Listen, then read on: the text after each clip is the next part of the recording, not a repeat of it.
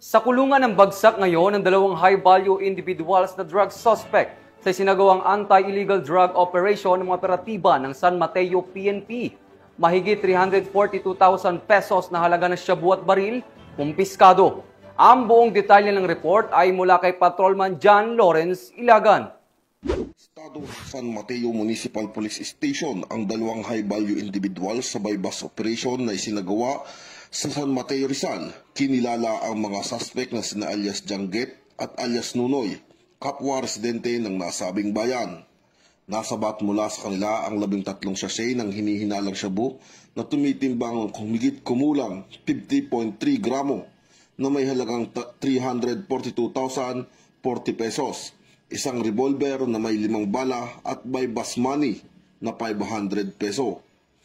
Ang mga suspect ay naharap sa kasong paglabag sa Republic Act 9165 o ang Comprehensive Dangerous Drugs Act of 2002 at Republic Act 10591 o ang Illegal Possession of Firearms and Ammunition.